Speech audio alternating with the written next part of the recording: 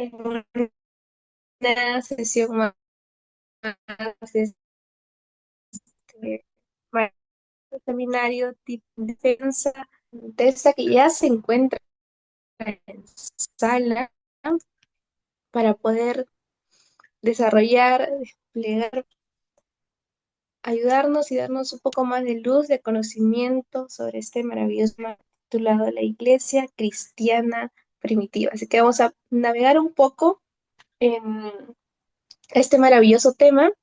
Vamos a sacar lecciones importantes para nuestra vida diaria, para nuestra vida espiritual. Así que vamos a dejar este tiempo con el pastor Henry. Vamos a dar una bienvenida, un saludo cristiano y el tiempo es suyo. Gracias, apreciada Lucía. Gracias, apreciados hermanos. Ahí estoy leyendo los nombres de ustedes. Desde las cálidas tierras de Tingo María, nuestro hermano Abel Rojas. Bienvenido, Abelito, de Tingo María. Tuvimos el privilegio de pastorear la iglesia en Tingo María hace 5 años atrás y los recuerdo con gratitud. Así que bienvenidos, familia allí.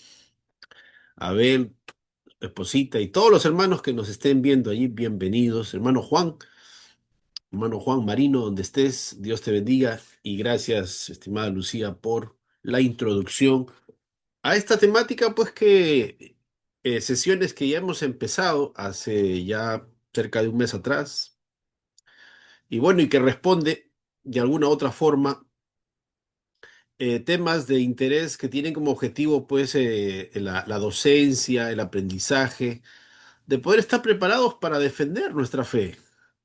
Justo ayer en uno de los grupos que había posteado el flyer, uno de los administradores comenta y dice, esto de la apologética y la defensa solamente es de los católicos. Y me quedé pensando, ¿no? Me quedé pensando acerca del concepto que él tenía sobre la defensa de nuestra fe.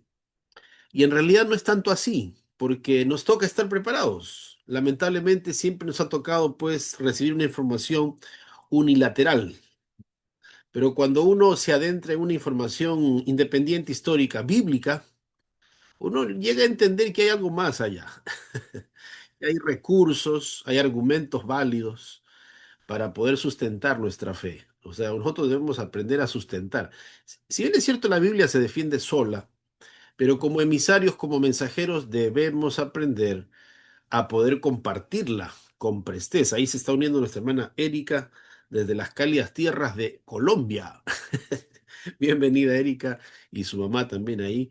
Bienvenidos a ustedes ahí. ¿Qué les parece si hacemos una oración? Vamos a hacer una oración para comenzar. Vamos a pedirle a Dios que sea quien dirija esta reunión del todo especial. Señor Jesús, gracias, Padre, por el tiempo que destinan tus siervos, hijos e hijas, para documentarse, para aprender juntos. Y así, Señor, esta información nos permita, pues, no solamente afincar nuestra fe, sino también enseñarla a otros que yacen, Señor, en la confusión posiblemente o en la desinformación que ha llevado a doctrinas que abrazan muchas personas, incluyéndonos, para confirmarla, pero también para enseñarla con presteza y veracidad. Que tu Espíritu Santo nos dirija en esta mañana. En el nombre de Jesús. Amén. Bueno, a modo de repaso, ¿qué fue lo que hemos estudiado los domingos anteriores? Hemos comenzado por el canon, ¿no? A modo de resumen, para los que no nos han seguido en el vivo o estuvieron en las transmisiones en vivo, la buena noticia es que están grabadas estas ponencias, así que ustedes pueden revisarlas en YouTube. Y a modo de conclusión de las dos ponencias del Canon uno y 2, podríamos decir pues que los inventores del canon no son nuestros hermanos católicos. No, no, el canon ya venía siendo definido por la Iglesia a lo largo de los años. Una cosa es normar, una cosa, es como la lengua española, ¿no? Una cosa es normarla gramaticalmente, ¿no? Su uso, pero no porque la Real Academia va a normar la lengua española como tal, significa que ellos la crearon, no. El canon bíblico, la formación del canon de lo que hoy le llamamos Biblia, es el resultado de años en el que la iglesia, el remanente fiel, vamos a llamarle así, ha tenido que, en base a varios criterios, ¿no? Unidad doctrinal, la expresión un así dice Dios, ¿no? La coherencia y aspectos que son medulares, ¿no? En torno a ella, es que llevaron a la iglesia a ir discriminando, libro apócrifo no, libro inspirado sí, y entonces, y es así como la base de nuestra Biblia, la que hoy tenemos, llámese católica o protestante, procede pues de la Tanakh, en el Antiguo Testamento de la Biblia hebrea, como se la llama, ¿no? Y alabamos a Dios porque es el resultado de años de investigación, de reflexión, ¿no? De inspiración, de la dirección divina para llegar a esto. Así que es falsa la idea que dicen los hermanos católicos, pues que ellos inventaron la Biblia, ¿no? No, no, ellos no inventaron la Biblia, ellos quizás ayudaron en normar, pero ellos no inventaron nada. El canon ya estaba inspirado y ya se tenía claro qué libros eran inspirados y qué libros no eran inspirados, ¿no? Muy bien. Entonces, ¿por qué es importante conocer ahora la historia de la iglesia del primer siglo? Es importante conocer porque de ella distan muchas herejías, muchos malos conceptos en torno a la administración de la iglesia del primer siglo. He llamado también la iglesia el caballo blanco. Para quienes hemos leído Apocalipsis, recordarán el caballo blanco, el jinete, el caballo blanco, la iglesia pura, la iglesia fiel, el remanente fiel, la iglesia que todos los pastores quisiéramos tener como modelo es la iglesia del caballo blanco, la iglesia pura, la iglesia apostólica, la iglesia que se fundamentaba en un escrito está, es una iglesia comunitaria donde todos tenían participación activa. No, no era una iglesia pues donde unos miraban y otros eran los que dirigían, no, no apenas. No, era una comunidad colectiva. Vamos a compartir pantalla para mostrarles esto. Me fascina esta imagen que conseguí en el internet y la verdad que resume lo que dice Mateo 4:23 cuando afirma que Jesús pues enseñaba, predicaba y sanaba. No sé si logran ver la imagen del lado derecho. Esa es la iglesia que en lo personal como pastor me impacta. Es el ideal que todos anhelamos, ¿no? Es el deseo más grande de ser parte de ella, de esta iglesia que era pues un imán, atraía a las personas, la iglesia de una iglesia que tenía claro, como dice Hechos 4 al 47, y todos los que habían creído estaban juntos, miren ustedes, ¿ah? Y tenían en común todas las cosas. Vendían sus propiedades y sus bienes y los repartían a todos según la necesidad de cada uno. Perseveraban unánimes cada día en el templo y partiendo el pan en las casas, comían juntos, con alegría y sencillez de corazón alabando a Dios y teniendo favor con todo el pueblo, y el Señor añadía cada día a la iglesia los que habían de ser salvos. Mire, cuando uno lee esta cita a modo de reflexión, porque esta es la parte de reflexión del seminario, hay algunos elementos que no nos podemos pasar por alto del modelo de esta iglesia, la del caballo blanco, la iglesia de los apóstoles, la iglesia primitiva, que así se llamaba, ¿no? Algunos aspectos que necesitamos resaltar. Número uno, se resalta el aspecto de la unidad. Estaban unidos, estaban juntos. Me llama poderosamente la atención la expresión cuando dice que vendían sus propiedades. Miren ustedes el nivel de resiliencia que existía en esta iglesia.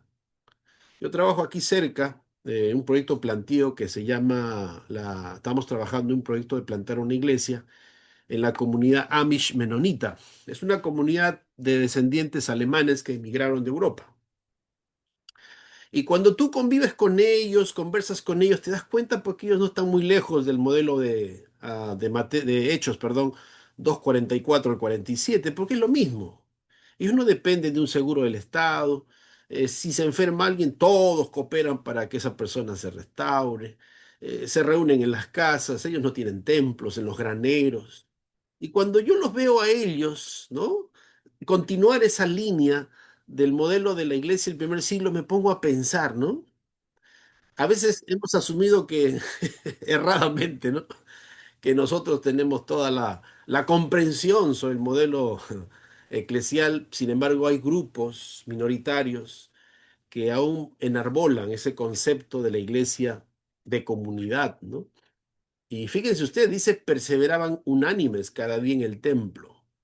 Y no solamente la reunión era en el templo, sino también en las casas, eran las iglesias de las casas. Por eso Filemón dice a la amada hermana Apia y a la iglesia que está en su casa, dice.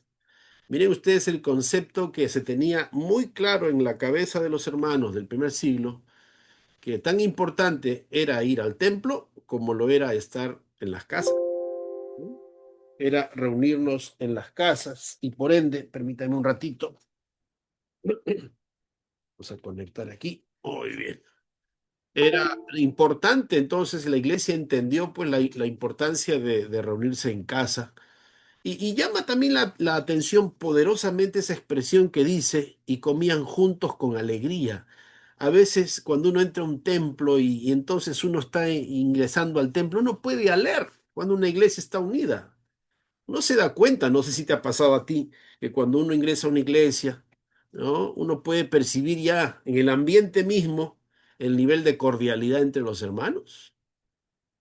A veces uno puede notar, ¿no? Fricciones entre ellos por un tema de liderazgo. Eso no pasaba en la iglesia del primer siglo. En la iglesia del primer siglo compartían sus bienes, estaban todos unidos, se ayudaban, ¿no? Comían juntos. La verdad, a veces me pongo a pensar qué privilegio, ¿no? Haber sido parte de esta iglesia.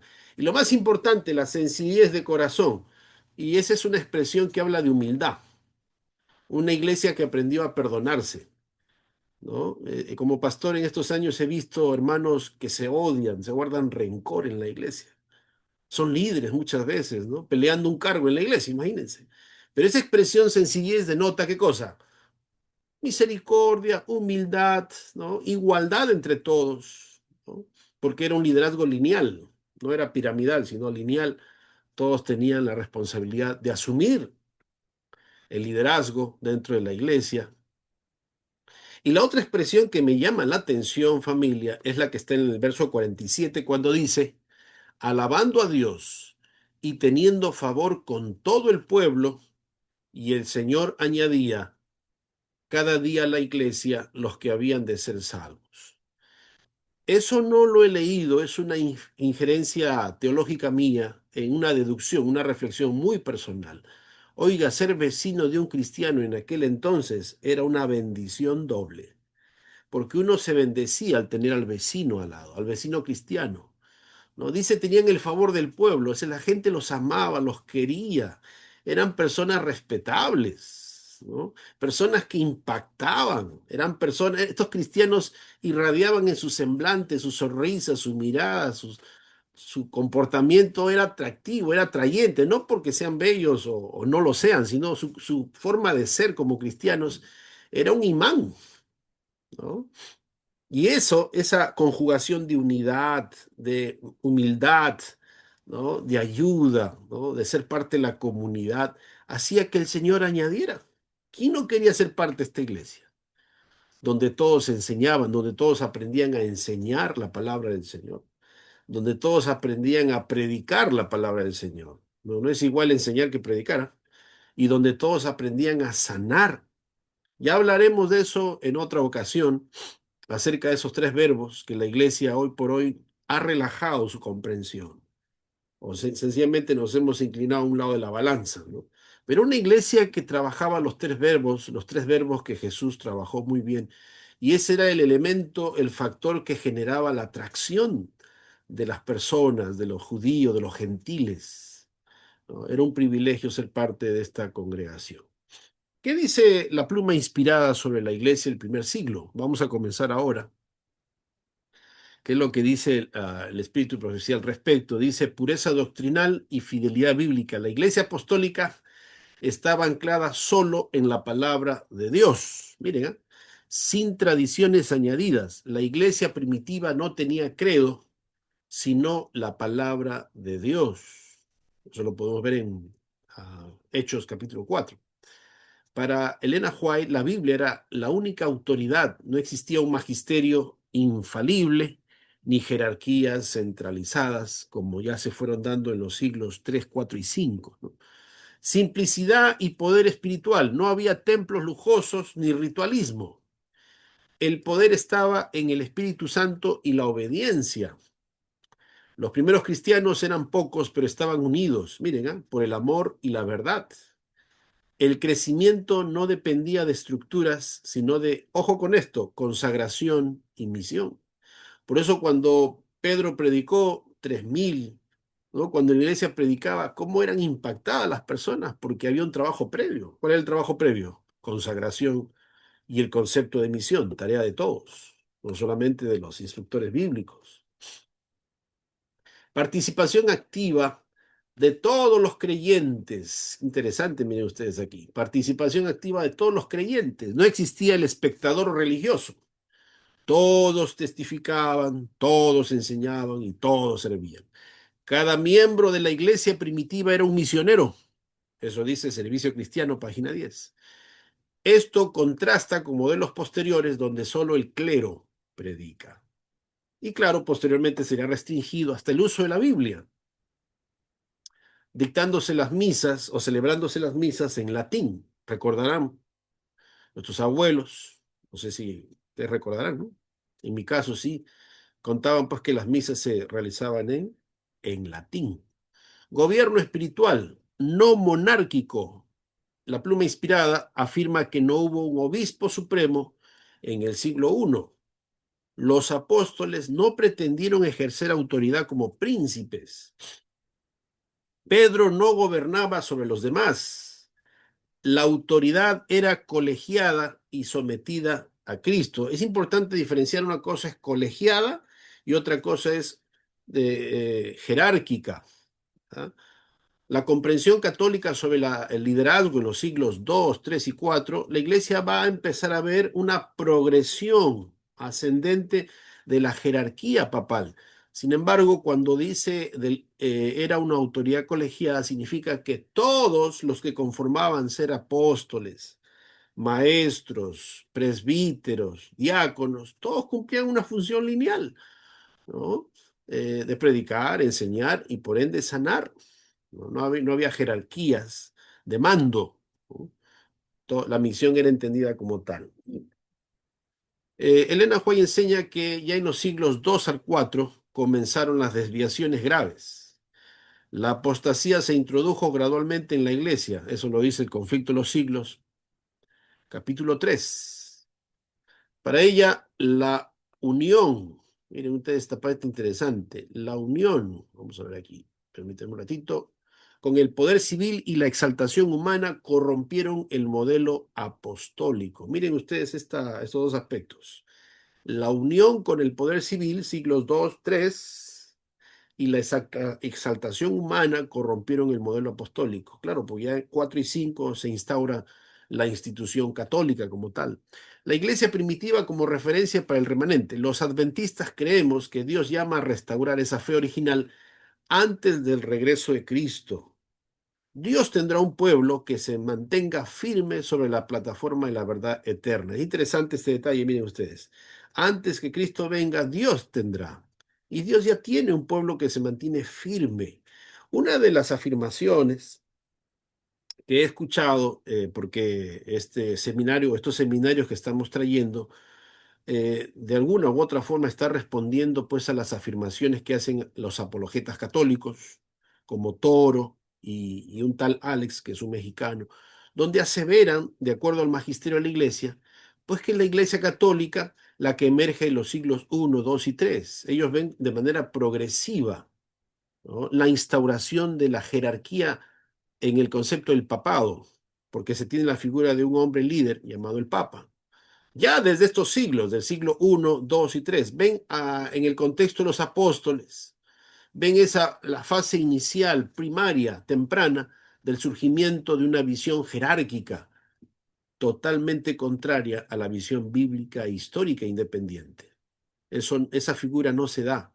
Y eso llevaría a que algunos grupos, que eso lo vamos a ver ya en la siguiente clase, porque en la siguiente clase vamos a descubrir qué grupos o remanente fiel se mantuvo como tal en los siglos II, III, IV y V. Habrán escuchado hablar de los valdenses, eso ya posterior, indudablemente. Pero así como insistieron los albigenses, los valdenses, los piamonteses y otros, ya en el medioevo, pues también existieron grupos de cristianos fieles con nombres que se los voy a dar en la próxima sesión cuando tengamos el estudio de la Iglesia Cristiana parte 2, porque la verdad es muy vasta la información que tenemos aquí, que hemos tenido que subdividirla, y el 22 de febrero estaremos con esa otra parte del seminario. Muy bien, vamos a adentrarnos ahora en la parte de Hechos 2:46, porque es la plataforma sólida para entender la organización básica de la iglesia, ¿no? Y perseveraban unánimes cada día en el templo, partiendo el pan en las casas, comían juntos con alegría y sencillez de corazón. ¿Qué está pasando en Hechos 2:46? Tenemos un doble espacio de adoración, templo y casas. Templo, espacio público judío, predicación y oración. En las casas, espacio cristiano propio, comunión, enseñanza y cena. Desde la posición independiente esto muestra, no hay templo cristiano, no hay centro institucional, la iglesia es una red de comunidades domésticas. Recuerden que las sinagogas en los días de la iglesia de los apóstoles y de Jesús era y es hasta ahora una iglesia judía. A veces hemos asumido que porque ellos predicaban el mensaje de Cristo, el cristianismo, asumimos que ellos dejaron de ser judíos. Totalmente errado. Y eso es algo que debemos resetear en nuestra cabeza. Los apóstoles, incluyendo al Maestro, a nuestro Señor Jesús, son judíos, eran judíos, ¿no?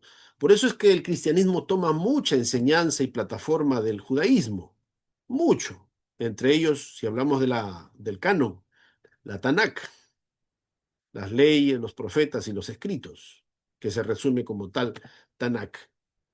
Muy bien, vamos a la expresión partiendo el pan. Ya hemos visto que habían dos espacios de reunión. Uno que era el de los judíos, donde los cristianos comulgaban los sábados, como dice Lucas 4:16, y como acostumbraba Jesús iba al templo. Y vemos a Pablo y a Pedro predicando en sábados, también en las sinagogas, porque ellos también eran partícipes de la lectura de la Torá en la sinagoga, su templo. Pero ya en el libro de Hechos 2:46 vemos una preeminencia, una relevancia en cuanto al énfasis que se le da a las iglesias de las casas, lo que hoy llamamos grupos pequeños, lugares donde no era otra sino centros de formación. Si yo tendría que darle un nombre, serían máquinas de producción de discípulos. Eso eran los grupos pequeños, eran centros de formación de liderazgo, donde se rompía el esquema mental con el que luchamos hoy en día muchos pastores y muchas iglesias, de entender que predicar el evangelio es un don de pocos. Eso será tema de otro seminario. Pero les puedo sintetizar en decirles que la iglesia del primer siglo no entendía la predicación del evangelio o el liderazgo como un don de pocos. Ellos entendían que era el estilo de vida del cristiano de ese entonces. Predicar el evangelio es el resultado de una relación intrínseca con Jesús que te lleva a contarlo. Es como decir que alguien carga una batería para dejarla guardada. No, el cristiano entendía que se alimentaba, se entrenaba, se discipulaba para poder regar eso. Ustedes se acordarán cuando Esteban muere por manos de Saulo, antes de ser llamado Pablo. Dice que la iglesia, si ustedes bajan un poquito, creo que es el capítulo 7 del libro de Hechos, dice que la iglesia a donde iba, ellos anunciaban. La iglesia que vio morir a Esteban no se achicopaló, como dicen los mexicanos, no retrocedieron, no se intimidaron frente a las amenazas de muerte, el circo romano y otras. Ellos siguieron predicando, porque para ellos no era un don, para ellos era un estilo de vida, ¿no? ¿Cómo se entiende el partimiento del pan? Una comunión fraterna. No solamente eran los emblemas que Jesús había enseñado en la cena pascual, sino que también incluía comida real, ¿no? Una iglesia que promovía la confraternidad, pero también tenía claro la cena del Señor, ¿ya? No como un ritual sacerdotal separado, ¿no? Como una Pascua como tal, sino que ya podemos ver cómo es que ellos continúan ese legado que Cristo pidió que se continuara, como dice Corintios, ¿no? Hasta que el Señor retorne, se seguirá practicando pues el rito de humildad, el lavamiento de los pies y los emblemas, la cena del Señor. que de paso el término correcto no es Santa Cena, sino Cena del Señor, que incluye pues el pan y el vino, que a diferencia de nuestros hermanos católicos, que para ellos el pan y el vino es transubstanciación, significa que literalmente es el cuerpo de Cristo el pan y la sangre es literalmente, el vino es la sangre literal de Cristo. Para los protestantes, incluyendo los adventistas, entendemos que esto no es transubstanciación, sino que son emblemas, símbolos, ¿ya? Muy bien. No hay altar, no existe un clero separado, un rito exclusivo administrado por una casta, no existe esto, no hay. Vemos una iglesia que no tiene un altar especial donde lo hacen en las casas. No hay un clero que va a empezar a hacer la administración de los ritos, ¿no? Las ceremonias, ¿no? O está reglamentando, no existe. Cada día, es decir, no significa pues que tenían fiestas patronales marcadas en el calendario, ¿no? Que el día de Santa Rosa, que el día de San Patricio, no hay calendario litúrgico formal. La vida cristiana es cotidiana, no burocrática. Por eso me fascina esa cita en el libro de Hechos 2:42 y 15:35, cuando dice que todos los días, por el templo y por las casas, ¿qué hacía la iglesia? Lo que mejor sabía hacer: enseñar y predicar la palabra de Dios, ¿no? Organización administrativa. El micrófono se nos fue. Organización administrativa implícita de Hechos 2, posición independiente. Vamos a ver la posición independiente con respecto a Hechos 2. ¿Por qué tomamos como punto de partida Hechos 2? Porque así como los protestantes tenemos una comprensión de Hechos 2, nuestros hermanos católicos también toman Hechos 2 para poder definir la jerarquía temprana de la Iglesia Católica. ¿Sí? Sí me dejo entender, ¿verdad?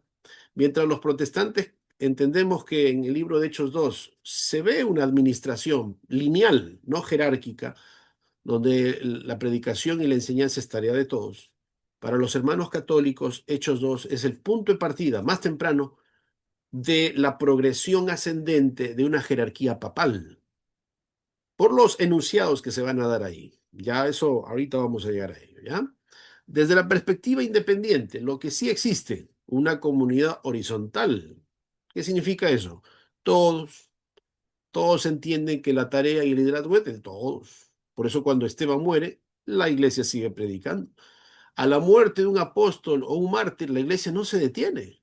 ¿No? La iglesia, usted no va a encontrar en Hechos ni ninguna carta que la iglesia, que el texto diga así: la iglesia se detuvo en predicar porque murió Esteban. No dice así, porque esa comprensión del liderazgo en torno a la misión era tarea de todos. Vida compartida, enseñanza apostólica, mutualidad, perseveraron en la doctrina. Esto define funciones. Una cosa es que sean funciones y otra cosa es que sean cargos jerárquicos.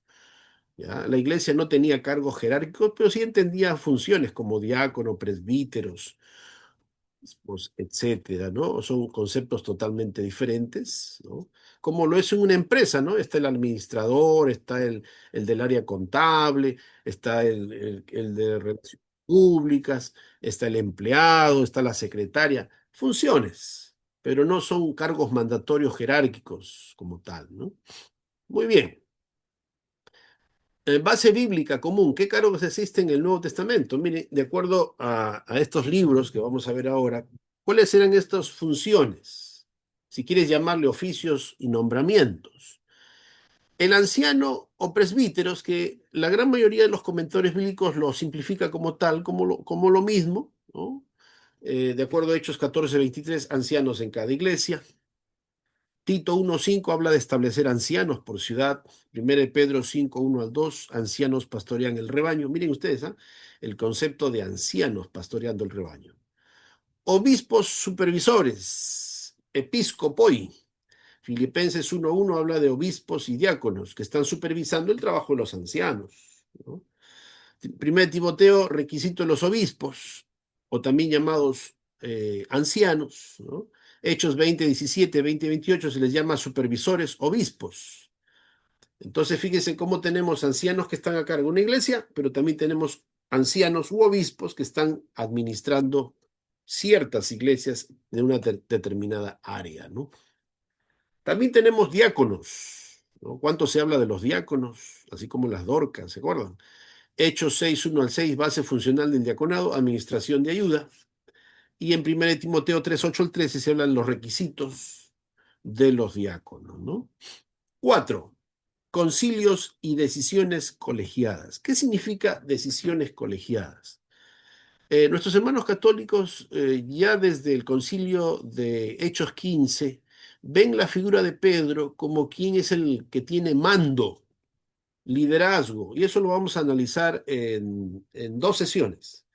Si realmente fue una orden jerárquica cuando Jesús le encarga las llaves, o qué significa eso. Eso no te lo puedes perder porque vamos a analizar esta controversia sobre Petro y Petra, ¿no? Entonces, la visión independiente, la visión protestante independiente, no ve pues en Pedro una función jerárquica, es parte de una función de apoyo que comparte con el colegio de obispos, de ancianos, de diáconos, de esas funciones que eran usuales tenerlas en el siglo I. Es decir, Pedro era uno más de ellos.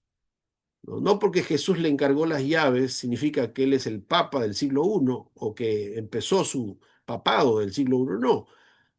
Significa pues que él compartía en ese colegio de liderazgo de la iglesia del primer siglo. Cuando digo colegio me refiero pues a los demás apóstoles, que las decisiones, ¿no? Los acuerdos y todo lo referente a la vida de la iglesia en torno a su administración era tomada en consenso. No se olviden ese detalle, en consenso, ¿ya? Eso es importante que lo tengamos presente. Hechos 15 habla del concilio de Jerusalén, apóstoles más ancianos, y la carta circular con decisión. Claro, porque en este concilio se van a hacer enunciados claros sobre el tema del bautismo, algunas herejías, la concepción del Espíritu Santo, etcétera, ¿no? La iglesia en este concilio va a normar algunas cosas porque recuerden que en estos siglos las corrientes helenísticas están golpeando fuertemente a la naciente iglesia cristiana. Hay ideas docéticas, hay ideas arrianas, hay ideas de panteísmo, hay ideas de reencarnación. La corriente greco-romana está golpeando fuertemente el concepto de inmortalidad del alma. Entonces, en este concilio, imagínense, se tiene que entonces, ya la preocupación de los apóstoles y los líderes de la iglesia cristiana están preocupados por la unidad de la iglesia, pero ellos no están pensando en jerarquía, ellos están pensando las corrientes que están golpeando la iglesia del primer siglo. Con esto, en el Nuevo Testamento muestra una iglesia local con liderazgo y disciplina, y coordinación entre iglesias cuando hace falta, pero sin describir todavía, como ya digo, una jerarquía como tal, ¿no? Muy bien, aquí tenemos entre los años 3 al 100 cómo estaba organizada la iglesia. Miren, siglo I, ancianos, como ya les dije, y obispos. En el Nuevo Testamento muchas veces los términos son equidistantes, son iguales, se usan el mismo significado. Hechos 14:23, Pablo y Bernabé designaron ancianos en cada iglesia.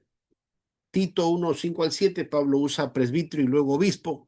Episcopo en el mismo argumento muestra cercanía de términos. Hechos 20:17, 28 llama ancianos de Éfeso y les dice que el Espíritu los hizo obispos guardianes.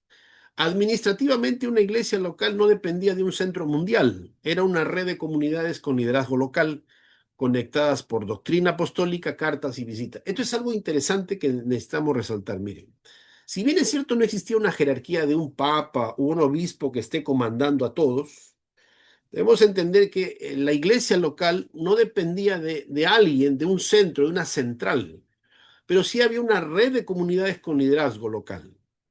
¿Y qué es lo que los mantenía unidos? La doctrina apostólica, las cartas que se escribían a partir del concilio. ¿Se acuerdan de Hechos 15? Esas cartas que llamaban a la unidad, a reprender la herejía, etcétera. Entonces, y aunada al trabajo de los obispos, es que hizo sostenible este modelo de iglesia de comunidad. Hechos 6, 1 al 6, surge una estructura de servicio para necesidades prácticas. Aunque en el texto no se use el concepto diácono, la iglesia lo entendió como base. 1 Timoteo 3, 8 al 13. Ustedes podrán leer ahí los requisitos para ser diáconos. Filipenses 1:1, Pablo saluda a obispos y a diáconos. Lo que no existía todavía administrativamente, no hay metropolitanos, no existen patriarcas ni concilios ecuménicos, no hay cristianismo ligado con el Estado, no hay una maquinaria jurídica universal. Eso debe quedar claro en esta etapa del siglo I. No existe jerarquía. Muy bien. Siglo II, 100 al 200. Aparece el obispo principal por ciudad, monoepiscopado se le llama. Aquí está el cambio administrativo más importante.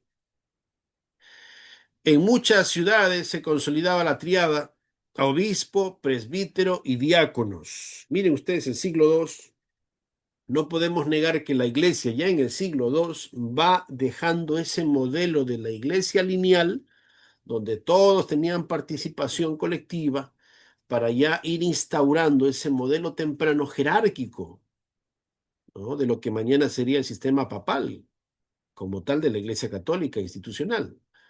Entonces se ve la figura del obispo, uno por ciudad, los presbíteros y diáconos. La evidencia histórica más famosa es de Ignacio de Antioquía, que muere el 110 y en sus cartas insiste en unidad con el obispo, los presbíteros y los diáconos. La idea práctica, sin comunión con el obispo, la iglesia se fragmenta. Fíjense ustedes, este padre de la iglesia, por así llamarlo, Ignacio de Antioquía, él va a hacer un llamado para reconocer al obispo y a esta triada, por así decirlo, de liderazgo, bajo el supuesto de las herejías que están golpeando la iglesia del siglo II. Ese es uno de los argumentos que usan nuestros hermanos católicos para hablar acerca de la jerarquía. Eran las herejías que golpeaban en ese entonces a la iglesia, al remanente, ¿no? Y para poder entonces confrontar estas herejías, según ellos, según la teología y el magisterio católico, era necesario tener una administración jerárquica. Muy bien, ¿qué significa esto? El obispo ya no es solo uno de varios ancianos, sino el supervisor principal de la ciudad. Miren ustedes. Los presbíteros forman un consejo, predicación, disciplina y catequesis. Los presbíteros. Los diáconos ejecutan y administran ayuda, servicio y logística.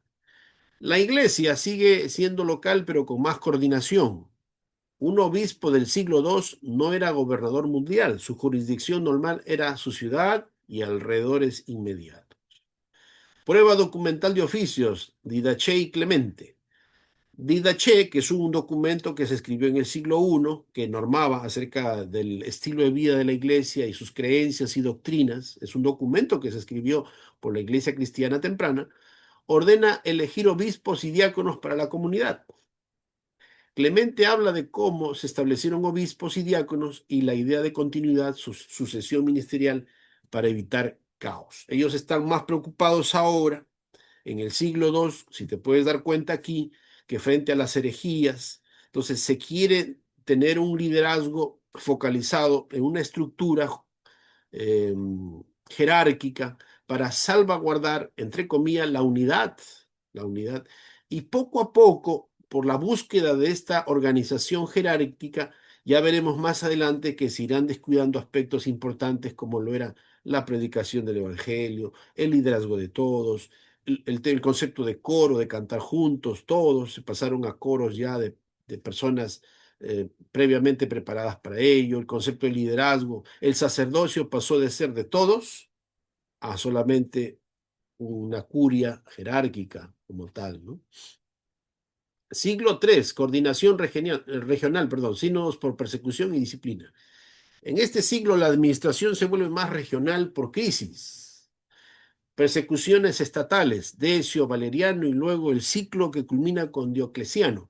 Emperadores romanos que antes que se diera el edicto de Milán por Constantino, recuerden que Constantino se bautizó, se metió pues con todo y caballo para simular ser un cristiano y ganar el favor de los cristianos y determinar la libertad de culto por medio de Constantino.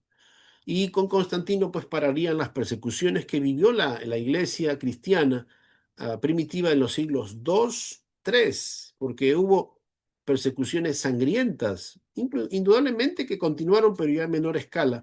Sin embargo, en los siglos II al siglo III fue muy feroz la persecución que la iglesia fue objeto por parte del Imperio Romano, ¿no? Que pedía pues la adoración del culto a los dioses romanos, ¿no? Y entonces, y se perseguía a los cristianos pues que adoraban a este Cristo y esto. Muy bien. Y a eso hay que sumarle controversias doctrinales, disciplina, los lapsi. ¿Quiénes se negaron? Es interesante este grupo llamado los lapsi, no se olviden de los lapsi.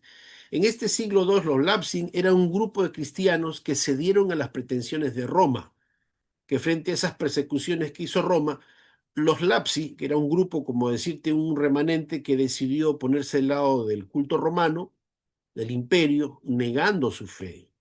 Llama la atención que si en algún momento fueron fieles, ya empezamos a ver grupos de cristianos que empiezan a no solamente a renegar de su fe, a renunciar a su fe como los lapsi, sino que para salvaguardar su vida van a renunciar su fe y sus principios, los principios de fe que abrazaron pues de esa iglesia apostólica del siglo I. La estructura real, en el nivel 1, como puedes ver ahí, la iglesia local, obispos, presbíteros, diáconos. Nivel 2, la regional, sínodos, reuniones de obispos de una zona para decisiones comunes, donde se administraba disciplina, reconciliación, se veían temas de herejía, ordenaciones discutidas.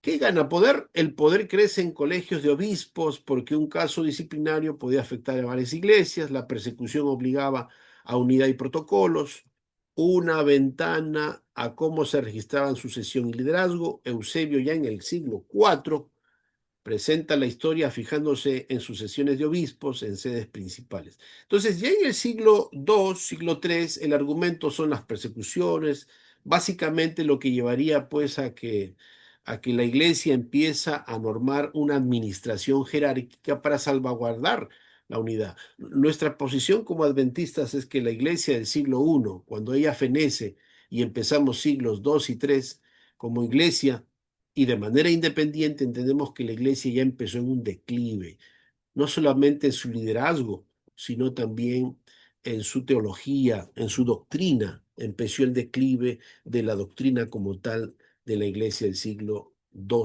y III. Siglo IV. La administración provincial, miren ustedes cómo pasaron de regional ahora provincial e imperial, metropolitanos más concilios. Se instauran ya los conceptos en los siglos III y IV de concilios regionales y de un mayor campo de acción. Este es el gran giro. La iglesia pasa de ser perseguida a legalizada y luego favorecida y normalizada. No olviden que el siglo IV ya pasamos a Constantino, siglo III. Ya la iglesia pasa de ser perseguida, hay un convenio, se casa la iglesia con el Estado y en lugar de ser perseguida, ahora se le dan templos, se le construye templos, entonces se empieza a reglamentar ya una jurisdicción, un campo de acción, se presenta ya un liderazgo en base a una estructura jerárquica, ¿no? La iglesia empieza a recibir favores de Roma para poder entonces salvaguardar. Pero lamentablemente aquí lo que se va a salvaguardar son intereses más heréticos, ¿no? La iglesia empieza a hacer convenios pues con el Estado y se desvirtúa la esencia de ese mensaje de la doctrina pura, del liderazgo en la iglesia, la participación de todos, el concepto de discipulado. Se echó por tierra eso. Pero hay algo interesante que en estos siglos donde vemos ya la jerarquización como tal, podemos darnos cuenta, familia, iglesia, hermanos, que Dios siempre salvaguardó un remanente fiel que no tenía pues un nombre, ¿no? Adventista, bautista, no, no. Dios siempre salvaguardó un grupo, un remanente que mantenía ese mensaje fiel de la iglesia del siglo I. Estos sínodos o concilios o la administración ya más regional se daban en provincias eclesiásticas y metropolitanas. Se formalizaba un nivel administrativo, provincias, modelo romano, metropolitano, obispo principal de la ciudad capital de la provincia. Esto aparece en el Concilio de Nicea. El Canon 4, que es uno de los primeros escritos de la Iglesia cristiana de los siglos 3-4, la ordenación de un obispo requiere varios obispos de la provincia y la ratificación del metropolitano. Esto es administración pura, reglas de procedimiento para nombramientos, jurisdicción provincial, control contra ordenaciones irregulares. Si ustedes se dan cuenta, ya en el siglo IV ya se va teniendo más clara la idea de una jerarquía que dista totalmente de Hechos 15 y de Hechos 2:42. La preocupación gira en torno a la administración jerárquica. Ya se empiezan a gestar concilios ecuménicos, como el de Nicea, donde se define la doctrina y también la disciplina. Y bueno, indudablemente el canon como tal, el canon bíblico, y hay varios cánones de administración también en este importante concilio del Nicea, bajo el paraguas de Constantino, por ejemplo, ¿no? El Estado y la religión. En el año 380, el edicto de Tesalónica convierte el cristianismo, ojo con esto, convierte el cristianismo niceno en norma imperial, con consecuencias políticas para disidentes. Administrativamente, la iglesia empieza a operar también con respaldo jurídico estatal. Es decir, esta iglesia que fue asimilada por el Estado romano, ahora, en este edicto de Tesalónica, se empieza a identificar ya a los disidentes. Es interesante, ¿no? Se empieza ya a buscar si la persecución, el martirio, ¿no? de los siglos I, 2 se dieron, perdón, de los siglos 2 y 3 se dieron por romanos, el Imperio Romano. Ahora la iglesia que está casada con el Estado romano ahora instaura edictos para perseguir a los herejes, que no se amoldan, ¿no? con las doctrinas y comprensión teológica de los siglos 3 y 4. Miren ustedes cómo pasamos de una religión de las casas a una religión de una jerarquía temprana que hace alianza con Roma para perseguir a quienes se mantienen fiel pues a las enseñanzas de la palabra de Dios. El siglo V se le llama el sistema maduro.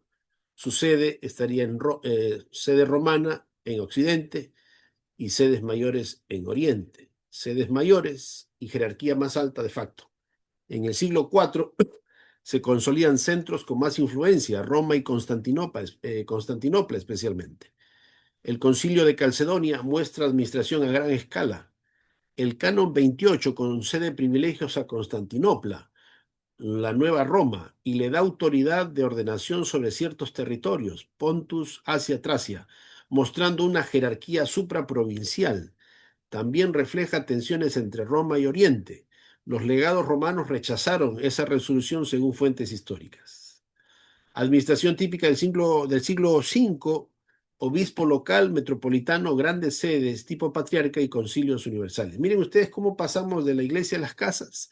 Y en el siglo V está instaurado como tal un sistema jerárquico institucional donde ya se tiene comando o administración en macro, ¿no? A nivel ya de regiones más abarcantes, ¿no? Queremos cerrar nuestra ponencia de hoy con la posición católica y ya para el siguiente seminario veremos la posición independiente adventista en torno a Hechos 2:42 y Hechos 15. ¿Cómo entienden los hermanos católicos Hechos 2:42? Y la iglesia, ¿cómo el desarrollo de la iglesia entre los siglos 1 al 5? ¿Cómo lo entiende? Vamos a ver aquí. La iglesia es local, pero con orden ministerial y continuidad, dicen ellos. Clemente, Roma, el año 96, se usa como evidencia temprana de que la iglesia ya protege el orden y la sucesión ministerial. Miren ustedes, ¿ah?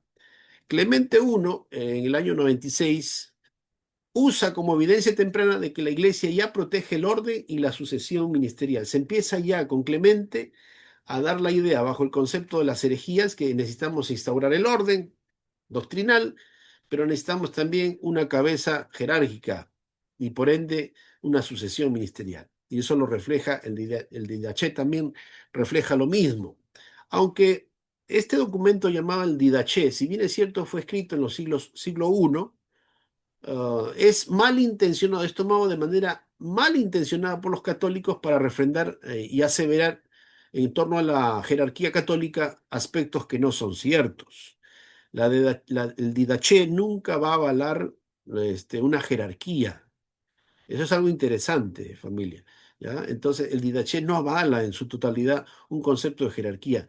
Por el contrario, la Didache, que es un documento administrativo de la Iglesia, defendía más la posición doctrinal de la Iglesia del primer siglo, en torno al bautismo, la concepción de Cristo en su divinidad, la unidad, etcétera, etcétera. ¿Ya? Siglo II. Se afirma el modelo de tres niveles en la Iglesia local, según los hermanos católicos. Obispo, uno por ciudad, presbítero, consejo, diácono, servicio y administración. Para el catolicismo, Ignacio muestra que esto no es invención medieval, sino una forma temprana de asegurar unidad. Ojo con esto, que es importante, familia. La posición católica, según este padre de la iglesia, Ignacio, hace entender que este liderazgo de obispos, presbíteros y diáconos es la forma más temprana de asegurar la unidad, por lo que venimos diciendo, por las herejías y por todo ese contexto. Aquí dicen los hermanos que esta es la evidencia más temprana del concepto de jerarquía, ¿no? No hagan nada sin el obispo, según una afirmación. El Didache 15 ordena nombrar obispos y diáconos, lo que se interpreta como continuidad con Filipenses 1:1. Lamentablemente, los hermanos católicos van a usar registro histórico de los siglos I como el Didache para refrendar la idea de jerarquía, pero eso nunca estuvo, eso no lo da a entender el Didache, ni tampoco lo da a entender en el contexto independiente Hechos 15 y ni menos Hechos 2:42. Cuando uno analiza, y eso lo vamos a hacer en la próxima sesión, uno no está, la iglesia del primer siglo no está preocupado en la jerarquía, en quién es más, si es Pedro, o es Pablo, o es Santiago. No, no, no, la iglesia del primer siglo no está preocupado en la jerarquía apenas. Es la función, ellos entienden que es un colegio de funciones donde todos participamos. Sin embargo, la iglesia ve la forma más básica, primaria, el que se hayan elegido estos tres cargos, obispo y presbíteros. Siglo III. Se refuerzan sínodos regionales y disciplina. El episcopado funciona como colegio. Catolicismo ve esto como crecimiento natural ante persecuciones y herejías. Siglo IV. Se formaliza la administración. ¿Cómo pasamos de una administración local a una administración más provincial? Nicea 325, canon 4, ordenación de obispos por obispos de la provincia y ratificación del metropolitano. Esto es administración pura, procedimientos. Los concilios ecuménicos se ven como el modelo legítimo de expresar autoridad doctrinal universal. Miren ustedes cómo ya se introduce en el siglo IV el concepto de sínodos, concilios, bajo el supuesto de que como se dio un concilio en el Hechos 15, porque eso fue un concilio de los apóstoles, de la iglesia del primer siglo, se toman estos referentes para refrendar el tema de los sínodos y los concilios, donde se van a reglamentar no solo doctrina, se va a reglamentar el tema disciplinario con respecto a los herejes, la unidad, dice que la unidad de la iglesia, por eso se demanda un aspecto jerárquico para la administración de la iglesia. Siglo V, se consolida un sistema de grandes sedes, patriarcal de facto y concilios con peso universal. Un ejemplo de ello, Calcedonia 451, canon 28, muestra jerarquía supraprovincial y disputa real de jurisdicción, Romana versus Constantinopla. Catolicismo interpreta el crecimiento del peso de Roma como desarrollo de la primacía dentro de la comunión. Hechos 2:46, posición católica. ¿Qué ve el catolicismo en estos textos de Hechos 2:46? Iglesia visible, no solo espiritual, perseveraban, continuidad, unánimes, comunión real, cada día, vida litúrgica constante. Para el catolicismo, esto no es una fe individual, sino una comunidad organizada, reconocible y estable. Fíjense ustedes cómo ellos ya, hasta en esta expresión, perseveraban, unánimes, partiendo el pan. Ellos van a ver en ello, en estas expresiones, la idea de sacramento más temprano, como lo entienden ellos, el sacramento del bautismo, el sacramento de la cena del Señor, el pan y el vino. Ellos van a tomar esto para poder refrendar el concepto de sacramentos, de lo que hoy en día conocemos como sacramentos, partiendo de ellos, ¿no? Por ejemplo, la expresión partiendo el pan en la dimensión eucarística, la lectura católica no ve aquí solo una comida fraterna. Hechos 2:42 conecta partiendo el pan con la doctrina apostólica y oraciones. Lucas usa esta expresión también en Lucas 24, donde Jesús se revela al partir el pan. Para el catolicismo, el partir el pan es la Eucaristía celebrada en casas, antes de que existieran templos cristianos. Esto implica presidencia apostólica o delegada, estructura mínima sacramental, continuidad con la última cena. No sé si hasta aquí lo estás entendiendo. Los hermanos católicos toman estas evidencias del partimiento del pan, la reunión en las casas, el trabajo de los apóstoles, la administración de la iglesia, como la formación más básica, no solo de los sacramentos católicos, sino también de la jerarquía que ellos entienden la jerarquía católica en el liderazgo, ¿no? Que mañana más tarde sería el Papa. Templo más casas, transición litúrgica. Templo, herencia judía. Casas, espacio propio cristiano. La iglesia está naciendo dentro de la historia, no fuera de ella. Organización administrativa. Aunque aún no formalizada, ellos, los hermanos católicos, los argumentos que ponen, para poder sustentar que Hechos 2:42 y Hechos 15 hablan de una progresión jerárquica, es que existe autoridad, los apóstoles enseñan esta jerarquía, no cualquiera parte el pan sacramentalmente, sino personas que han sido elegidas previamente. Hay todos unos requisitos para poder partir el pan. La comunidad persevera bajo su guía. Existe comunión visible, unidad doctrinal, unidad litúrgica, unidad comunitaria. Para el catolicismo, aquí ya está la iglesia sacramental, aunque sin edificios ni títulos posteriores. Iglesia sacramental, ¿qué significa esto? La iglesia sacramental, la iglesia administra sacramentos, la gracia de Dios se comunica a través de actos visibles, como el bautismo, la cena, imposición de manos, el perdón de pecados. Para el catolicismo, esto ya se ve en el Nuevo Testamento y en textos tempranos como la Didaché. Para el catolicismo, la iglesia del siglo I ya tenía sacramentos y autoridad espiritual, aunque todavía no habían templos grandes ni jerarquías desarrolladas como las que vendrían siglos IV y V. Lo cierto es que hay una iglesia visible, con vida sacramental, bajo autoridad apostólica y reunida en comunión y obediencia.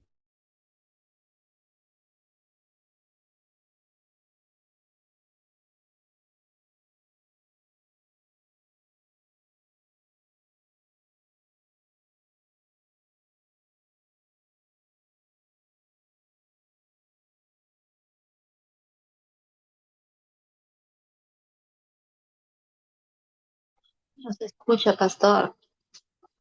Oh, gracias, hermanita Gloria.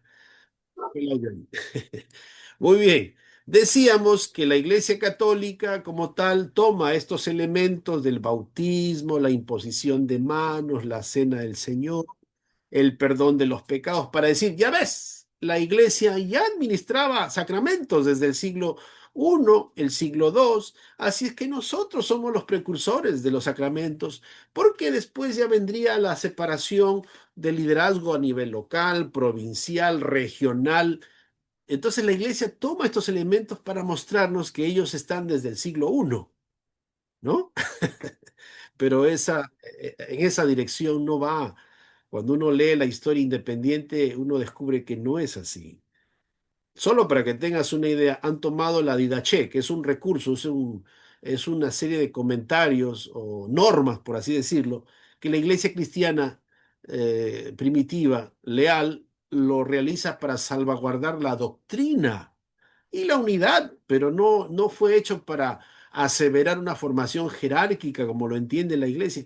Y la iglesia católica va a tomar este documento para refrendar sus creencias, cosa que no es cierta. Pues es importante, familia, que manejemos estos, ¿no? Estos conceptos, esta información que quizás no le hemos recibido para explicar en algún momento la confusión en la que ellos puedan estar pasando, nuestros hermanos católicos, cuando quieren enseñar, pues, la iglesia verdadera. Hechos 15, ¿cómo entienden nuestros hermanos Hechos 15, ese concilio que tuvo la iglesia de los apóstoles, donde estaban reunidos para normar varias cosas. Ellos están preocupados por la unidad, por la doctrina, por el tema de evangelizar los gentiles. Hay varias preocupaciones que los llevan a ellos a realizar este concilio. ¿Cómo entienden los hermanos católicos este concilio de Hechos 15? Aquí encontramos el corazón del argumento católico sobre autoridad eclesial. El problema del cual parten es, si no os circuncidáis conforme al rito de Moisés, no podéis ser salvos. No se olviden Hechos 15:1. La discusión está en torno a si los gentiles deben tomar, si deben guardar la ley y si deben tomar la circuncisión. Ese es el problema de discusión en este concilio, ¿ya? Porque por un lado se judaizaba, pero por el otro se quería evangelizar. Se acordarán de Pedro, por ejemplo, que no quería sentarse con los gentiles, y Pablo lo reprende por eso. Hay un serio problema ahí, ¿no? Si se es un judío por extirpe, o si es un judío, o si es un cristiano porque abraza la fe en Cristo. Hay esa discusión, porque todavía se trae ese formalismo tradicional de las tradiciones como tal, ¿no? Como lo es, por ejemplo, la circuncisión y el tema de algunas prácticas a la usanza judía, que Pedro tuvo que entender que bajo el sueño de lienzos, no sé si ustedes se acuerdan, donde el Señor le dice, mate y come, que no tiene nada que ver con el alimento, sino que Pedro estaba, por así decirlo, discriminando al momento de evangelizar a los gentiles.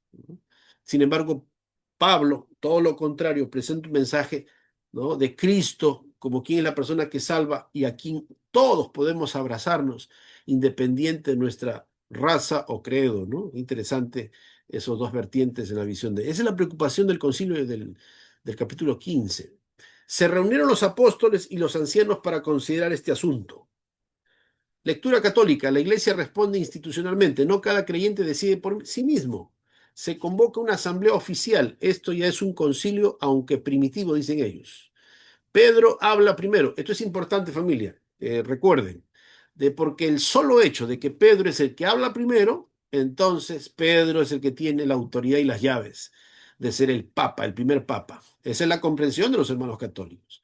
Después de mucha discusión, Pedro se levanta y dijo, Pedro recuerda su experiencia con Cornelio, afirma que la salvación es por la gracia, cierra la discusión doctrinal central.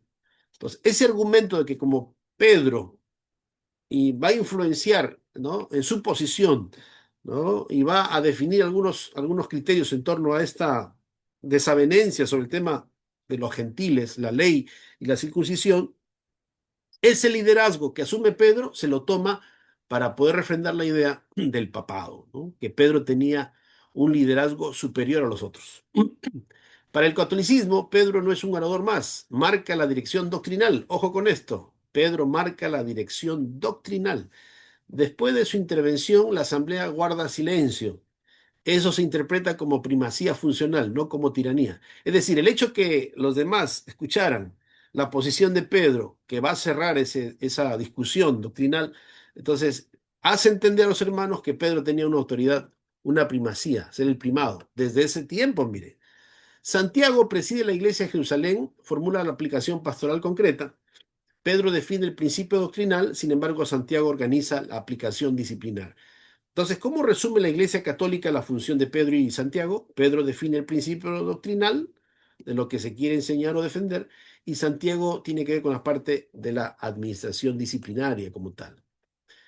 Santiago preside la Iglesia de Jerusalén, actúa como moderador del concilio, formula la aplicación pastoral concreto, dice cómo se vive la decisión, las normas prácticas, Hechos 15, 13 al 21. Santiago escucha a todos y propone la solución final práctica. Pedro define el principio doctrinal, salvación por gracia. Santiago organiza la aplicación disciplinar, normas para la convivencia. Para el catolicismo, Pedro tiene primacía doctrinal, aunque no actúe solo. Hay algo que debe quedar claro, familia, que en el concilio, el capítulo 15, por el hecho de que los apóstoles y los que están reunidos ahí guarden silencio, no significa que Pedro tenía una autoridad diferenciada o superior a los demás. No, recordemos, a modo de adelanto, porque eso lo vamos a ver en la próxima sesión, que la iglesia del capítulo 15 es una iglesia colegiada, donde la participación de todos suma. no solo Pedro. Y más adelante veremos que no solamente fue Pedro, sino la participación de todos. Santiago, Pedro y los demás jugaron un papel importante en el designio y en el rumbo de la iglesia. ¿Ya? Para el catolicismo, esta frase es clave. ¿Cuál? Ha parecido a todos, ha parecido bien al Espíritu Santo y a nosotros. La decisión no es solo humana. El Espíritu guía a la iglesia, dicen ellos, reunida. Esto fundamenta la idea de autoridad asistida por el Espíritu. Aquí nace el principio que luego sostendrá los concilios ecuménicos. El solo hecho de que esta expresión ha parecido bien al Espíritu Santo hace denotar a los hermanos católicos que el Espíritu Santo está aprobando que Pedro tiene un liderazgo muy particular a los demás, privilegiado, ¿no? Y que lo pone en una posición ya del primado de Cristo. Imagínense ustedes esta concepción que tienen los hermanos. La decisión es vinculante. Se escribe una carta, se envían delegados oficiales, las iglesias obedecen, Hechos 16:4. Esto no es solo consejo, es doctrina obligatoria para la comunión eclesial. Los hermanos entienden que el resultado del concilio de Hechos 15 se van a formular una carta o cartas donde se va a normar, no solamente doctrina, disciplina y otras, porque hay varios temas en discusión allí, no olviden los gentiles. Entonces la Iglesia Católica entiende que estas cartas llegan y que cuando llegan tienen que cumplirse sí o sí, porque como hay alguien que las está enviando, que es Pedro, y hay un concilio, entonces tienen que obedecerlas a rajatabla, como decimos en Perú, ¿no? Entonces miren ustedes cómo se va desvirtuando ya la concepción como tal, ¿no? Los apóstoles, los ancianos, toda la iglesia en Jerusalén dirigida a los hermanos de Antioquía, Siria y Sicilia, Hechos 15:23, ¿qué contenía la carta? Ordenaba que los creyentes gentiles no fueran circuncidados, se abstuvieran de idolatría, fornicación, sangre de animales estrangulados, no como sugerencia, sino como decisión doctrinal común quienes la llevaban. ¿Quiénes la llevan? Judas, Barsabas, Silas, junto con Pablo y Bernabé, delegados oficiales, no mensajeros informales. Bueno, esta carta y el contenido de ella, como ustedes pueden ver ahí, idolatría, fornicación, sangre de animales, debería ser tomada por estos gentiles cristianos como una imposición, ¿no? Mismo modelo que se seguiría en los siglos posteriores, siglos 5, 6, en el medioevo, donde los códices o los acuerdos de los concilios eran mandatorios, tenían que cumplirse sí o sí. Y se toma como referente el concilio 15 para refrendar que lo que se acuerde ahí es mandatorio. Ahora entendemos por qué la Inquisición y otros problemas en torno a la disciplina que se dieron en el siglo del medioevo, ¿no? Las iglesias obedecen. Hechos 16:4 lo confirma claramente. Les entregaban los decretos que habían sido acordados para que los guardasen. La palabra decretos, dogmata, indica norma obligatoria, no consejo. Conclusión clara. Si hubo unas cartas, si hubo delegados oficiales, si hubo obediencia a las iglesias, no fue solo consejo pastoral, fue doctrina vinculante para la comunión eclesial. Esa es la concepción de los hermanos católicos, que fue dogmática, que fue obligatoria, impuesta, que estas cartas tenían que ser cumplidas sí o sí. No existía pues, ni siquiera la idea de que son sugerencias o propuestas, ¿no? La Iglesia toma el referente del concilio de Hechos 15 para hacer entender la idea de que lo que el concilio y Pedro y los apóstoles que están ahí están normando, eso es ley de media y persia y tienen que ser acatadas.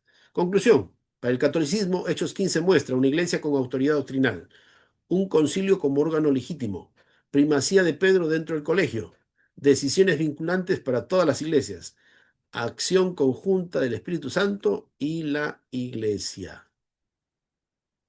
Vamos a ver cuánto nos faltaría aquí. Yo creo que esto lo dejaríamos. Yo creo que sí, vamos a tratar de terminar esta parte, familia, para poder tener una idea clara, ¿ya? Y con esto cerramos, familia, ¿ya? ¿Cuál es la visión independiente de Hechos 15? Y con esto acabamos. Texto clave. Se reunieron los apóstoles y los ancianos para con este asunto. Miren ustedes, esta es la visión independiente, nuestra visión histórica independiente. ¿Cómo debería ser entendida Hechos 15? No hay un solo líder supremo.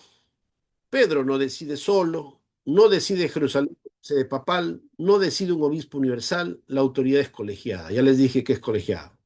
Están implicados todos. Obispos, presbíteros, ancianos y diáconos. ¿Cómo se decide? Discusión abierta. Y eso lo dice Hechos 15, verso 7. Después de mucha discusión, no hay decreto inmediato. Testimonio de escritura. Pedro habla, experiencia. Pablo y Bernabé hablan, misión. Santiago cita escritura. Interesante que toma referencias de Amós, por ejemplo, ¿no? Se dialoga primero, ojo con esto, no hay orden inmediata, se escucha a todos, vamos a escuchar a todos, cuando en realidad eso es lo que la iglesia hacía. Después de mucha discusión, Hechos 15:7, testimonio y escritura. Es el consenso. Pedro experiencia, Pablo y Bernabé misión, Santiago Biblia. De acuerdo a Amós, va a instaurar un concepto claro de disciplina que está en Amós. La decisión nace del diálogo. El testimonio y la escritura es producto de ese diálogo, no de una orden automática. ¿Qué significa Santiago al citar a Amós? Amós, Hechos 15, 13 al 18. Santiago dice, esto concuerda con las palabras de los profetas y cita Amós 9, 11 al 12. ¿Qué enseña Amós y por qué Santiago lo usa? Amós 9, 11 al 12 anuncia que Dios restaura a su pueblo.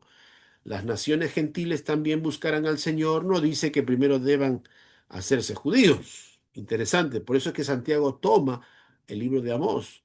Clave, Dios acepta a los gentiles tales como gentiles, por la fe. ¿Para qué lo usa Santiago? Para confirmar bíblicamente lo que Pedro contó en su experiencia, para respaldar la misión de Pablo y Bernabé, para mostrar que no es una idea nueva, sino cumplimiento de la Escritura. O sea, lo que hace Santiago es recordarle a Pedro y a los demás que no se es cristiano solamente por estirpe judía y que hacían mal en estar discriminando a los gentiles. Interesante, ¿no? Imagínese usted, mientras Pedro predicaba que hay que circuncidarse y guardar la ley así a pie juntilla, Pablo trae un mensaje. En ese concilio se trae la idea de lo que Amós ya diría, ¿no? La puerta de gracia está abierta también, no solo a judíos, sino también a gentiles. La Biblia confirma la experiencia, no al revés. En una frase muy simple, Santiago cita a Amós para probar con la Biblia que Dios siempre quiso salvar también a los gentiles sin imponerles la ley judía. Consejo guiado por el Espíritu. Ha parecido bien al Espíritu Santo y a nosotros. Miren ustedes esa expresión. Ha parecido bien al Espíritu Santo. No dice a Pedro solo, dice y a nosotros. No es un voto político, no es una imposición jerárquica, que nos quede claro, la perspectiva protestante independiente lo ve así, a diferencia de los hermanos católicos. ¿Ya? ¿Qué tipo de autoridad es esta? Autoridad doctrinal, no jerárquica, se define qué es el Evangelio. No se crea una burocracia permanente, es una decisión contextual, en base al contexto. Todos están aportando ideas y la suma de esos criterios van a finalmente a verse materializada en cartas. Las normas, abstenerse de ciertas cosas, buscan comunión entre los judíos y gentiles, una paz comunitaria, y no se presentan como una ley universal eterna. ¿Qué tipo de autoridades son estas? Autoridad doctrinal no jerárquica. ¿Qué hace? Define qué es el Evangelio, salvación por gracia, aclara doctrina, no crea una jerarquía, no establece un poder permanente. ¿Por qué se toman decisiones? Por un problema concreto, para unir judíos y gentiles, para mantener paz en la iglesia, no para imponer leyes eternas. Interesante, mire. ¿Cómo se comunica la decisión? Escribiendo cartas, verso 23. No, estas cartas no son decreto imperial, no son para normar castigos, ni tampoco para hacer excomulsión masiva, ¿no?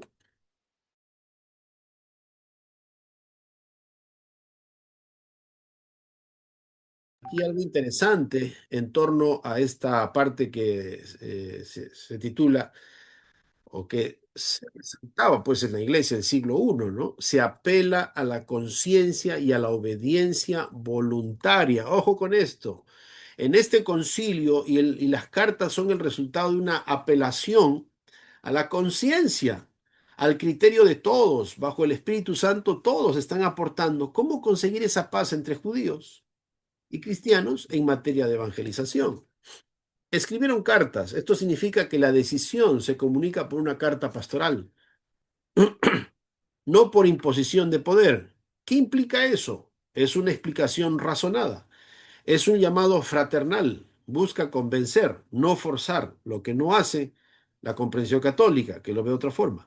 No actúan como un Estado ni como un imperio religioso. No hay decreto imperial, nadie usa poder político, no hay castigos, no hay multas, no cárcel, no violencia, no hay excomunión masiva, no expulsan automáticamente a los gentiles.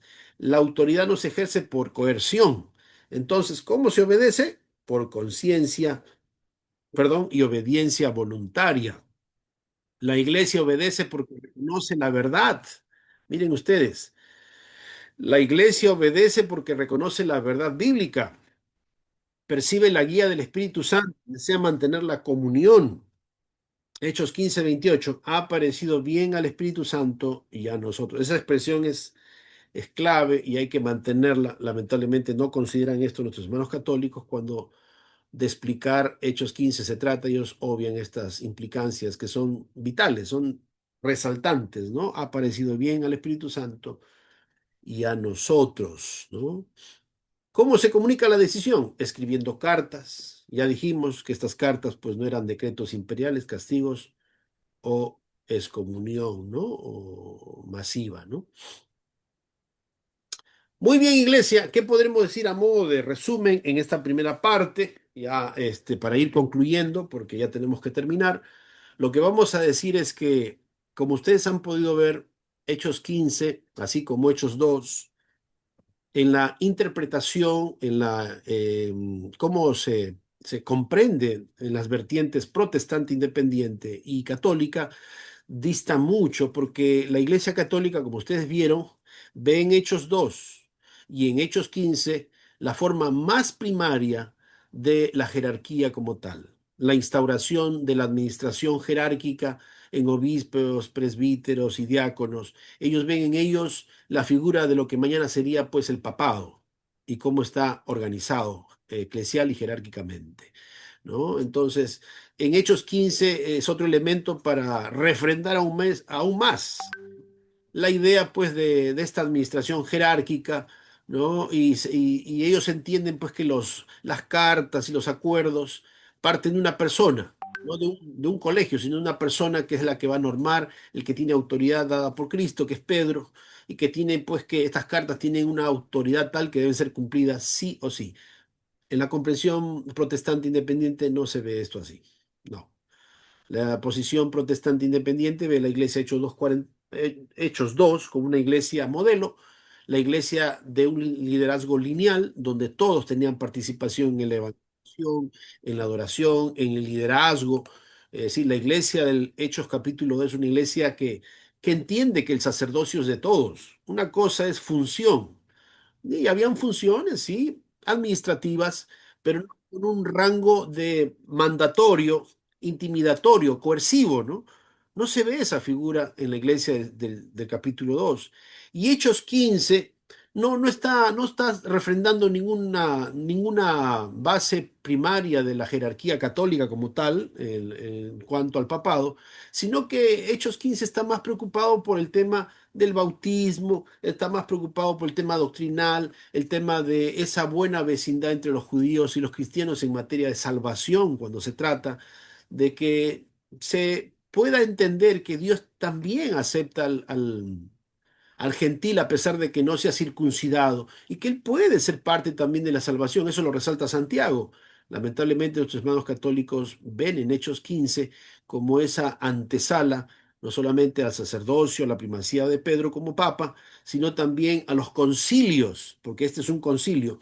Se toma este concilio para normar y decir que este es el primer concilio católico, el de Hechos 15, que serviría como punto de referente para los demás concilios que la iglesia tendría como magisterio para dictaminar, normar, ¿no? Postulados doctrinales que deben ser acatados sí o sí a pena de muerte. Y eso lo vamos a ver pues en la época del medioevo, que cuando no se cumplía con un edicto papal, entonces era objeto quien no lo cumplía de muerte, persecución, hoguera y santa inquisición. Familia, sé que ha sido un poco largo la exposición de hoy, pero estamos muy contentos de tenerlos. Ya el tiempo nos ha ganado. Les animamos a que estemos a tiempo, a tiempo, a tiempo, porque créanme que necesitamos manejar los horarios ahí. En esta parte, los 5 minutitos, queremos dar espacio de preguntas, pero antes quisiéramos invitar al profesor Jesús. No sé si tienes así en 2 o 3 minutos que resumirnos tu apreciación, apreciado profesor, y pasamos a preguntas si tiene alguna pregunta, y si no, con esto ya pasemos a las noticias y al cierre de nuestra ponencia, apreciada familia. Profesor Jesús, ¿estás ahí? ¿Estás ahí ya para la parte final? Si no estás ahí, entonces pasamos a las preguntas. No sé si hay alguna pregunta de parte del auditorio con respecto al estudio que hoy hemos tenido la Iglesia Cristiana del siglo I. Ya recuerden que hoy hemos visto Hechos 2 y Hechos 15. Ya la próxima sesión estaremos viendo la temática de qué iglesia se mantuvo viva en los siglos 2, 3 y 4.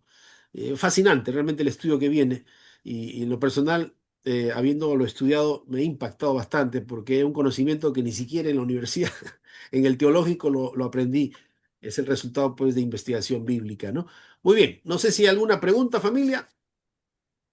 ¿Todo quedó claro? ¿Algún aporte ahí? ¿Algún comentario alguno de ustedes? Pastor, muy buenos días. Soy Abel. ¿Qué tal, Abelito? ¿Te escuchamos? ¿Qué tal, pastor, a la distancia? Así que un abrazo. ¿Ah? ¿Qué tal, Abelito? ¿Qué tal? ¿Cómo estás, hermano? Qué gusto. ¿Te escuchamos? Eh, Sí. sí, pastor, estaba interesante el tema que estábamos escuchando acerca de lo que estás exponiendo, ¿no?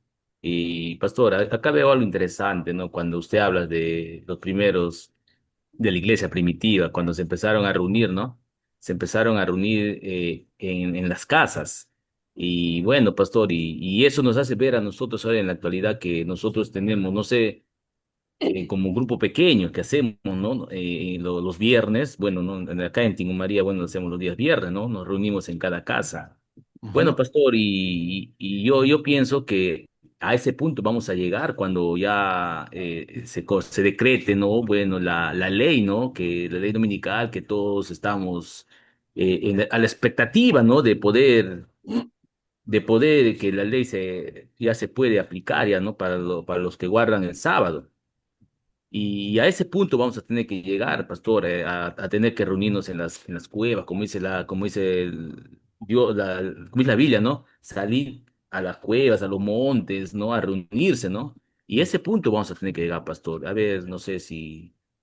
Es cierto, gracias Abel por el comentario ahí, a la vez pregunta, es cierto, ¿no? La iglesia, esta iglesia del siglo I es el prototipo de nuestra experiencia en el tiempo final. Bueno, para aquellos que estamos en un estilo de vida donde hemos asimilado que no solamente el adorar a Dios es en el templo, familia, sino también en las casas, olvidamos que, como bien dice Abel, es nuestra preparación desde ahora para ese tiempo de crisis que ya está cada vez más cercano. Esa crisis está cada vez más cercana. Nuestra preparación como las vírgenes prudentes no es cuando el novio está llegando, mucho antes. Por eso, si no eras parte de un grupo pequeño, recuerda que la visión de la iglesia del primer siglo en torno a un grupo pequeño era lineal. Todos participan, todos asumen liderazgo, todos cantan, todos adoran, todos predican, todos enseñan, todos restauran. El sacerdocio es de todos, el liderazgo. Imagínate, o sea, eso se debería promover en nuestros grupos pequeños, el entrenamiento. Ya lo diría Helen White, que cada iglesia debe ser un centro de entrenamiento misionero, ¿no? No está hablando ya del edificio, sino está hablando pues de la asamblea que se da en las casas. Así que hacemos votos ahí, Abelito, tú como líder allá, sigan trabajando fuertemente grupos pequeños, ¿ya? Porque es la preparación de la iglesia para el tiempo del fin, ¿no? Ya estamos viendo, ya estamos escuchando ahí, ¿no? Como siempre lo hemos escuchado, pero ya se está intensificando aún más estos decretos que no hacen sino, no amedrentarnos, no intimidarnos, sino nos hacen afincarnos más de esta verdad para compartirla con otros que yacen en esta confusión y la carencia de este mensaje. Bueno, familia, no sé si hay alguien más que quiera aportar algo. Si no, con esto, familia, ya damos por sentada y cerrada nuestra participación. No sé si alguien más quiera preguntar algo, algún comentario más. Nadie, ¿verdad? Muy bien. Entonces, familia, estamos invitados cordialmente para el domingo 22. No se olviden, 8 de la mañana. Apunten ahí. Estaremos disertando la temática La Iglesia Cristiana del siglo II. Perdón, del siglo I. ¿Ya? ¿Quiénes eran estos hermanos del siglo II y III que se mantuvieron a pesar de las persecuciones romanas? Se mantuvieron fieles. Ya, ahí vamos a conocer el nombre de ellos y quiénes eran. Dios los bendiga. Vamos a hacer la oración final. Ahí donde están, inclinen sus cabezas, vamos a orar. ¿Ya? Señor Jesús, gracias Padre, gracias por la oportunidad de estar en este momento especial. Gracias por quienes se dieron cita, son sabios realmente. Bendice, Señor, la determinación de ellos, llénalos de sabiduría para que lo poco, lo mucho que han podido asimilar esta mañana pueda ser compartida con presteza, Señor. La idea no es guardarla, sino regarla. Bendícelos a ellos y sigue trayendo sabiduría y sanidad también a ellos y a los suyos. Gracias por este tiempo en todo especial, Padre. Dejamos esto en tus manos y así como nuestras vidas también en tus manos, Padre, en el nombre de Jesús. Amén. Amén. Que Dios te bendiga. Bendiciones, familia. Amén. Nos vemos. Amén. Ahí están nuestras Amén. hermanas desde Colombia, hermana Erika y su mamita. Bendiciones, pastor, Amén. Gracias, desde madrecita, María. hermana Gloria, también a usted, Leonardo, profe Jesús, Alvarito. Dios lo bendiga, hermana Gloria. Y así a cada uno de ustedes. Pastor, Sí. acá Ruth te va a saludar, pastor. Oh, ya, ya. Pastor, buenos días. ¿Qué tal, mi estimada Ruth? ¿Cómo está la iglesia de Tingo María? La iglesia de Tingo María. ¿Cómo están por ahí? ¿Todo Bien, bien? pastor, acá, perseverando. Extrañándolo a usted más que todo. Igualmente, hermanos, pero ya habrá la oportunidad de Cariño, pastor, encontrarnos ahí. te deseamos bendiciones, pastor. Gracias, familia. Igualmente para ustedes, ¿ya? Estamos en Ya. contacto. Dios los Ya, bendiga. Ok, pastor. Listo. Cuídese. Cuídese, un abrazo a la distancia. Saludos a la iglesia. Nos vemos, ¿ya? Ya, Bendiciones. pastor, gracias. Adiós. Gracias.